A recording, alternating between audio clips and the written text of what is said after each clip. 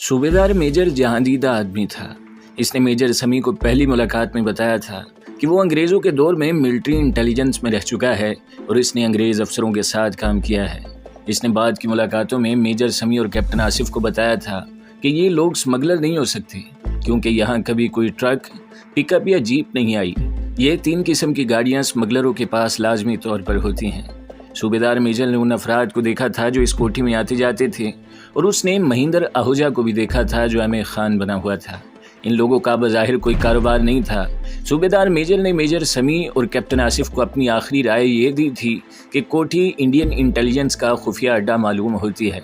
सीधी सी बात थी कि ये दोनों आर्मी ऑफिसर पाकिस्तान के मिलिट्री इंटेलिजेंस यानी कि ISI को बता देते कि इस कोठी पर छापा मारें या नज़र रखें, लेकिन ना बताने की एक वजह यह भी थी कि वो यकीन कर लेना चाहते थे कि ये भारतीय जासूसों का अड्डा है, और दूसरी वजह ये कि इंटेलिजेंस वालों को यकीन भी हो जाए कि फ़लाँ शख्स दुश्मन का जासूस है या फ़लाँ घर दुश्मन के जासूसों का अड्डा है, तो इंटेलिजेंस फ़ौरन इस आदमी को गिरफ्तार नहीं कर लेती, ना इस घर पर फ़ौरन छापा मारती है।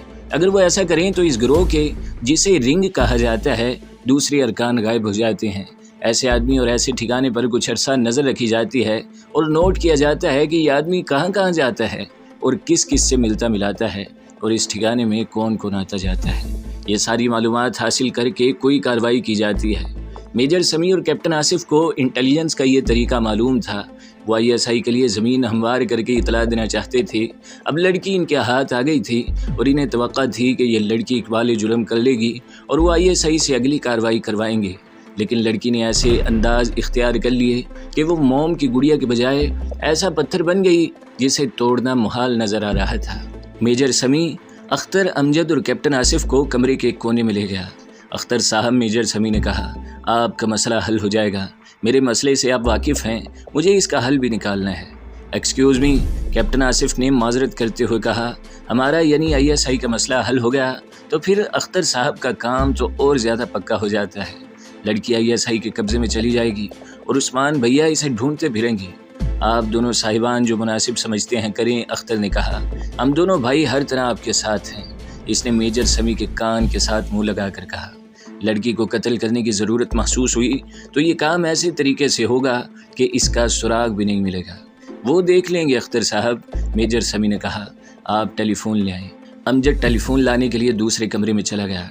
टेलीफोन आ गया जो लड़की के पास रख दिया गया। देख लड़की, मेजर समी ने लूसी से कहा, हम उस्मान का नंबर मिलाएंगे और रिसीवर तुम्हें दे देंगे। तुमने उस्मान से ये कहना है कि मेरा एक पुराना फ्रेंड अमेरिका से आ गया था, वो अचानक सड़क पर मिल गया। तुम अपने दोस्तों के साथ गाड़ी से ज़रा दूर चले गए थे। इस फ्रेंड ने मुझे अपने साथ चलने को कहा। मैं इसे टाल नहीं सकती थी, इसलिए इसकी गाड़ी में बैठ गई। तुम नाराज़ तो ज़रूर होगे, लेकिन मैं दिल के हाथों मजबूर थी। तुम ये बातें उस्मान के साथ करो और वो तुम्हें जो कुछ कहे इसका जवाब इस तरह दो कि तुम्हें उस्मान की बजाय ये फ्रेंड ज़्यादा अजीज़ है और तुम इसकी फ्रेंडशिप नहीं छोड़ सकती। मैं तुम्हारा मतलब समझ गई हूँ, लूसी ने ऐसे लहजे में कहा जिसमें ज़रा सा भी डर या खौफ नहीं था। कहने लगी, तुम लोग चाहते हो कि मैं उस्मान के साथ ताल्लुकात तोड़ लूँ। मैं तुम्हारा ये काम कर दूँगी।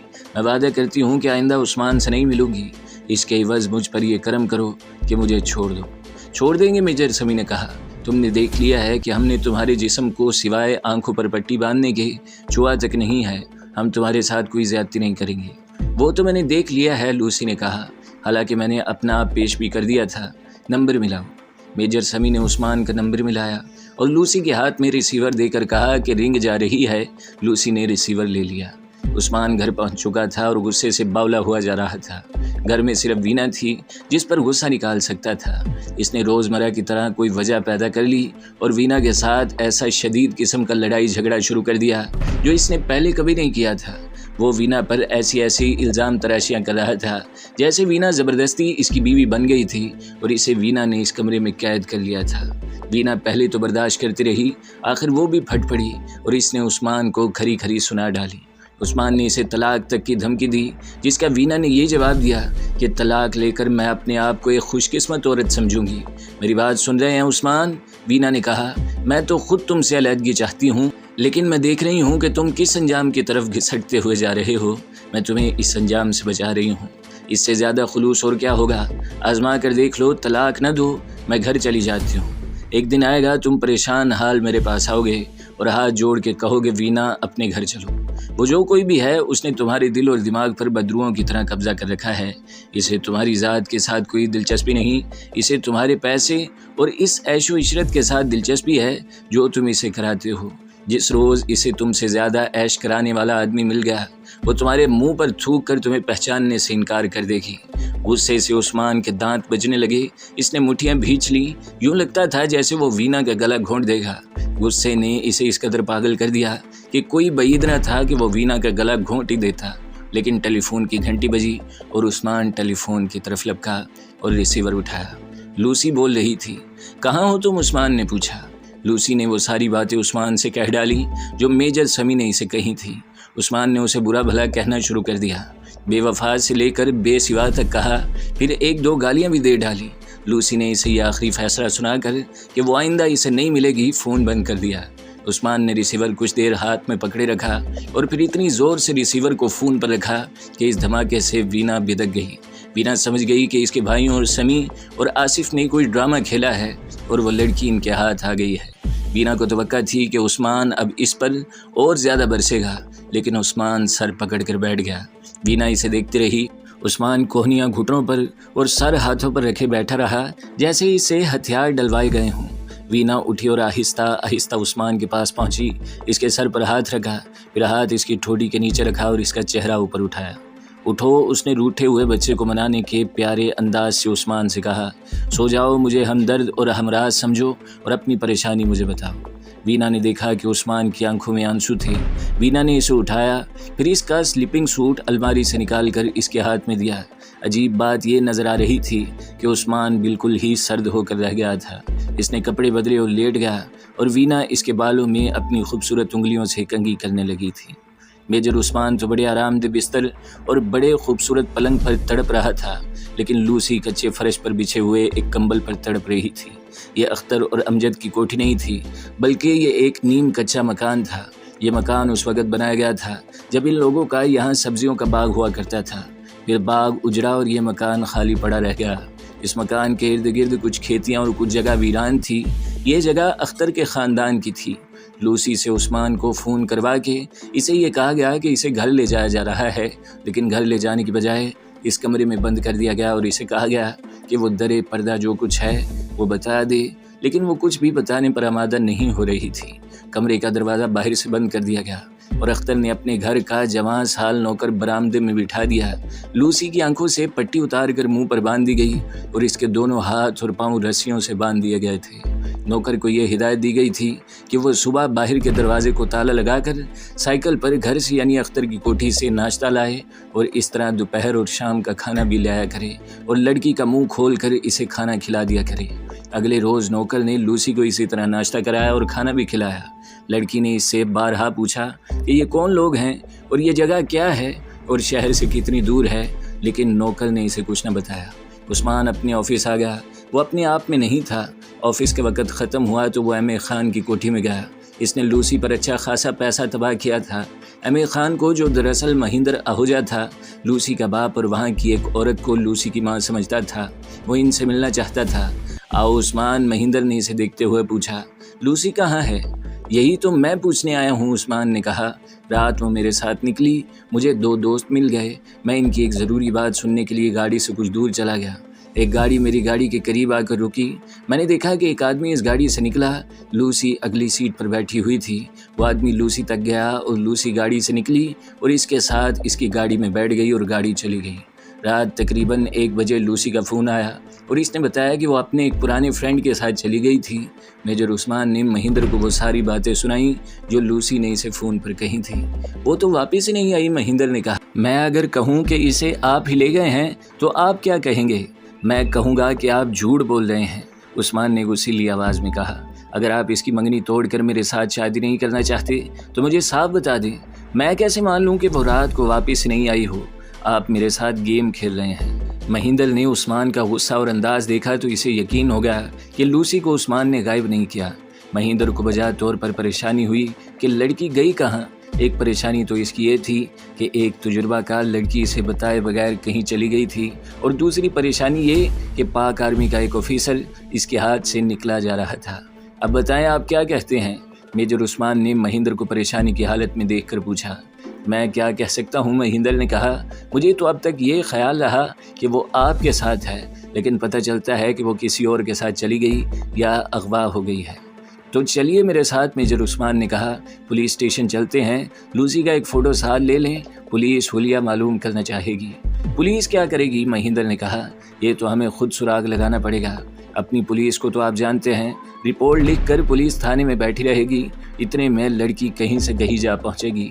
महेंद्र ने 1-2 सेकंड कुछ सोचकर उस्मान से पूछा, वो इसका मंगेतर सगीर तो नहीं था जिसके साथ चली गई है? नहीं, उस्मान ने जवाब दिया, इसे तो मैं अच्छी तरह पहचानता हूँ। दूसरी बात यह है कि सगीर को तो वो पसंद नहीं करती थी। मेजर उस्मान महेंद्र पर जोर दे रहा था कि वो पुलिस स्टेशन चले, लेकिन महेंद्र पुलिस स्टेशन जाने पर आमादा नहीं हो रहा था। वो दलील तो कुछ और दे रहा था, लेकिन असल वजह यह थी कि वो पुलिस स्टेशन जाने का खतरा मोल नहीं ले सकता था। हालांकि इसके पास पाकिस्तान का शनाख्ती कार्ड था जिस पर इसका नाम महमूद अली खान लिखा हुआ था, ताहम पुलिस स्टेशन जाने में अच्छा खासा खतरा था। उस्मान टलता नजर नहीं आ रहा था, लेकिन महेंद्र के सामने वो घुटनों के बल चलने वाला तिफल शेरखार था। इसने उस्मान को लगाम डाल ली और इसे घर भेज दिया। वो औरत जो लूसी की माँ बनी हुई थी, ऐसी काइयाँ औरत थी कि इसने रोना शुरू कर दिया और इस तरह अपने आंसू बहाए कि आंसुओं से इसका मुंह दहलने लगा। उस्मान तो इन पर शक कर रहा था, लेकिन इस औरत के आंसू देखकर इसका दिल पसीज गया। कहाँ वो इन पर गुस्सा झाड़ रहा था और कहाँ ये हालत कि इसने इस औरत को तसल्ली दिलासा देना शुरू कर दिया। मेजर उस्मान जब इस कोठी से निकला तो इसके दिल में लूसी के खिलाफ गुस्सा और लूसी के माँ बाप की हमदर्दी थी। वो अपनी गाड़ी में बैठा और गाड़ी चली तो इसे एक निस्वानी आवाज़ सुनाई दी। इसे तुम्हारी ज़ात के साथ कोई दिलचस्पी नहीं। जिस रोज़ इसे तुमसे ज़्यादा ऐश कराने वाला आदमी मिल गया, वो तुम्हारे मुंह पर थूक कर तुम्हें पहचानने से इनकार कर देगी। ये आवाज़ ऐसी हकीकी थी कि उस्मान ने चौंक कर पिछली सीट की तरफ देखा, मगर सीट खाली थी। इसे वीना के रात के अल्फाज याद आए और अब इसे वीना की ही आवाज़ सुनाई दी थी। इसे शर्मसारी से महसूस हुई और शर्मसारी इसके अंदर एक एहसास बेदार करने लगी कि इसे पनाह मिल सकती है तो अपने घर में ही मिलेगी, और अगर वो सच्चे प्यार की तलाश में है तो वो वीना के पास है और इसके नन्हे मुन्ने बच्चे की मासूम मुस्कुराहटों में है। उस्मान वीना और अपने बच्चे की प्यारी सी याद में खोता चला गया और इसे कुछ सुकून सा महसूस होने लगा था। लेकिन इसके जहन में जब लूसी ने अंगड़ाई ली तो एक बार फिर गुस्से का कलावा फूट पड़ा। ये एक भयानक कश्मकश थी जिसमें उस्मान मुब्तला हो गया था। इसी कश्मकश में वो अपने घर पहुंचा। वीना को इसका छोटा भाई अमजद बता गया था कि लूसी को गायब कर दिया गया है। भाई ने ये नहीं बताया था कि लूसी को कहाँ छुपाया गया है। उस्मान जब घर में दाखिल हुआ तो वीना ने मुस्कुरा कर और आगे बढ़कर इसका इस्तकबाल किया। वीना ने तो इसकी तरफ देखना भी छोड़ दिया था। उस्मान घर आता था तो वो दूसरे कमरे में चली जाया करती। चूंकि बीवी थी इसलिए चाय वाय का पूछ लेती थी, लेकिन बेदिली से। अब वीना का अंदाज बिल्कुल ही बदल गया था। उस्मान को ज़रा सा भी शक न हुआ कि लूसी की गुमशुदगी में वीना का भी हाथ है। उस शाम उस्मान बाहर गया ही नहीं। बाहर की दुनिया के साथ इसका राब्ता टेलीफोन के ज़रिए था। इसने एक घंटे के वक्फे से 4 मरतबा महेंद्र को फ़ोन किया और लूसी के मुतल्लिक पूछा। हर बार इसे यही जवाब मिला कि लूसी का कोई सुराग नहीं मिला। मेजर उस्मान ने तो 4 मरतबा फ़ोन किया था। महेंद्र पर परेशानी का ये आलम तारी था कि वो इस थोड़े से अरसे में 20 फ़ोन कर चुका था जहाँ जहाँ इसके आदमी थे। इसने लूसी के मुतल्लिक पूछा था। हर जगह से इसे यही एक जवाब मिलता रहा कि लूसी यहाँ नहीं आई। अगर इसे इतला मिलती कि लूसी मर गई है या कहीं गाड़ी के नीचे आ गई है तो महेंद्र को सिर्फ ये अफसोस होता कि काम की एक लड़की ज़ाया हो गई है। इसे गम ये लगा हुआ था कि वो पाकिस्तान की इंटेलिजेंस के हाथ न चढ़ गई हो। इसने वायरलेस के ज़रिए खुफिया अल्फाज में नई दिल्ली अपनी इंटेलिजेंस को फ़ोन किया और इन्हें बताया कि लूसी लापता हो गई है, इसे ढूंढने की कोशिश करो। इसे जवाब मिला कि अगर वो मिल जाए और पता चल जाए कि वो अपनी मर्ज़ी से किसी के साथ चली गई है तो इसे किसी तरह वापस इंडिया भेज दो, और अगर वो कोई गड़बड़ करे तो इसे वहीं ख़त्म कर दो। रात के 9 बज रहे थे जब मेजर समी और कैप्टन आसिफ इस कमरे में दाखिल हुए जहां लूसी कैद थी। इनके साथ एक और 30-32 साल का खूबरू आदमी था। वो मिलिट्री इंटेलिजेंस का मेजर इम्तियाज़ था। अख्तर और अमजद मकान के बाहर खड़े रहे थे ताकि लड़की को ये पता न चल सके कि इसे वीना के भाइयों ने अगवा किया है। क्यों लड़की? मेजर समी ने लूसी से पूछा। हमारे सवाल का जवाब दोगी? क्या आप अपना सवाल दोहराएंगे? लूसी ने ऐसे लहजे में पूछा जैसे इसके दिल पर ज़रा सा भी खौफ नहीं बल्कि इसके दिलकश होंठों पर तबस्सुम था। اپنی اصلیت بتا دو، میجر سمی نے کہا۔ اگر تم لوگ تہذیب اور کلچر کے پردے میں عصمت فروشی کر رہے ہو تو بتا دو، اسمگلنگ کا چکر ہے تو وہ بھی بتا دو۔ یہ لڑکی جاسوس معلوم ہوتی ہے، میجر امتیاز نے کہا۔ آپ لوگ اس سے بھی بڑی گالی دے سکتے ہیں، لوسی نے کہا۔ میں آپ کی قید میں ہوں، اگر آپ سڑک پر یا کہیں اور مجھے عصمت فروش، اسمگلر یا جاسوس کہتے تو خدا کی قسم میں پتھر مار کر آپ کے یہ اگلے دانت توڑ دیتی۔ مجھ سے پوچھتے ہو میں کون ہوں؟ یہ مجھے پوچھنا چاہیے کہ تم کون ہو۔ مجھے یہی سمجھ نہیں آ رہی کہ میں تمہیں تم کہوں یا آپ۔ مجھے معلوم ہے تم آخر مجھ سے میرے گھر کا فون نمبر لوگے اور وہاں فون کرو گے کہ اتنے لاکھ روپیہ فلاں جگہ پہنچا دو اور اپنی لڑکی واپس لے لو۔ کیوں نہیں اپنا مطالبہ ابھی مجھے بتا دیتے؟ میں اپنے گھر کا ایڈریس دے دیتی ہوں، وہاں سے آپ کو رقم مل جائے گی۔ میجر سمی نے میجر امتیاز کی طرف دیکھا۔ میرا خیال ہے تم 2-3 روز اور ہماری مہمان رہو، میجر سمی نے لوسی سے کہا۔ تم خود ہی بول پڑو گی کہ تم کیا ہو۔ اکبر، میجر سمی نے نوکر کو آواز دی، وہ باہر تھا، دوڑا ہے۔ میجر سمی نے اسے کہا کہ پہلے کی طرح اسے باندھو۔ سمی اور امتیاز کمرے سے نکل گئے۔ نوکر نے لوسی کے ہاتھ پاؤں باندھنے شروع کر دیے۔ لڑکی مشکوک ہے، باہر جا کر میجر امتیاز نے کہا۔ اسے ابھی یہیں پڑا رہنے دو، لیکن یہ دیکھنا آپ لوگوں کا کام ہے کہ اس مکان کی سیکورٹی کتنی مضبوط ہے اور آپ لوگ اس لڑکی کو کب تک بے خوف و خطر چھپا کر رکھ سکیں گے۔ کیا یہ نوکر قابل اعتماد ہے؟ لڑکپن سے ہمارے گھر میں ہے، اختر نے جواب دیا۔ مجھے پوری امید ہے یہ دھوکہ نہیں دے گا۔ میجر امتیاز انٹیلیجنس کی طرف سے سرکاری طور پر نہیں آیا تھا، وہ کیپٹن آصف کا قریبی رشتہ دار تھا۔ سمی اور آصف نے اسے کہا تھا کہ وہ اس لڑکی کو آ کر دیکھ لے، جب تک یقین نہ ہو جائے کہ یہ لڑکی جاسوس کے کسی رنگ کی ہے، اس وقت تک ISI کو اطلاع نہ دی جائے۔ یہ تینوں آرمی آفیسر گاڑی میں بیٹھے اور چلے گئے۔ لوسی کے منہ پر کپڑا باندھ کر رکھا جاتا تھا تاکہ اس کی آواز نہ نکل سکے۔ اختر کا ملازم اس کے ہاتھ پاؤں باندھ چکا تو اس کے منہ پر کپڑا باندھنے لگا۔ لوسی نے اس سے اس کا نام پوچھا۔ نوکر نے اپنا نام اکبر بتایا تھا۔ اکبر کی عمر 33-34 سال ہو گئی تھی۔ وہ اختر کے گھر کا خاص نوکر تھا، صاف ستھرے اور اچھی قسم کے کپڑے پہنتا تھا۔ اس کی شکل و صورت بھی ایسی تھی کہ کسی گھر کا نوکر نہیں لگتا تھا، نہ اس کے چہرے اور انداز میں غربت کی جھلک تھی۔ چہرے مہرے کا رنگ بھی ٹھیک ٹھاک تھا۔ اکبر، لوسی نے منت کے لہجے میں اسے کہا، تھوڑی دیر اور میرا منہ کھلا رہنے دو، میں ذرا سے بھی اونچی آواز نہیں نکالوں گی۔ اکبر نے اس کی بات مان لی اور کپڑا الگ کر دیا۔ تم ان لوگوں کے کیا لگتے ہو؟ لوسی نے اکبر سے پوچھا۔ کچھ بھی نہیں، اکبر نے جواب دیا، میں تو ان کا نوکر ہوں۔ کیوں جھوٹ بولتے ہو؟ لوسی نے مسکرا کر کہا، تم نوکر لگتے ہی نہیں ہو، تمہارا چہرہ، تمہارے کپڑے اور تمہارا طور طریقہ نوکر والا ہی نہیں ہے، تم تو کوٹھیوں میں رہنے والے آدمی ہو۔ مجھے جھوٹ بولنے کی کیا ضرورت ہے؟ اکبر نے کہا، یہ لوگ جب آئیں تو ان سے پوچھ لینا۔ میں نہیں مانتی، لوسی نے کہا، تم کسی محکمے میں افسر ہو یا تم بہت بڑے جاگیردار ہو، تم تو خوبصورت آدمی ہو۔ اگر تم نوکر ہوتے تو میں تمہارے ساتھ بات بھی نہ کرتی۔ میرا دل چاہتا ہے کہ تمہارے ساتھ باتیں کروں کیونکہ تم میرے خاندان کی برابری کے آدمی ہو، میرے قریب ہو کر بیٹھو۔ اکبر نوکر ہی تو تھا۔ ایک خوبصورت اور اونچے درجے کی لڑکی نے اسے افسر، جاگیردار، خوبصورت اور دلکش آدمی کہہ دیا تو اس کے غبارے میں ہوا سی بھر گئی۔ لوسی کی مسکراہٹ کا جادو الگ چل رہا تھا۔ لوسی نے اسے کہا کہ میرے قریب ہو جاؤ تو وہ اتنا قریب ہو گیا کہ دونوں کے جسموں کے درمیان میں ہوا کے گزرنے کی بھی جگہ نہ رہی تھی۔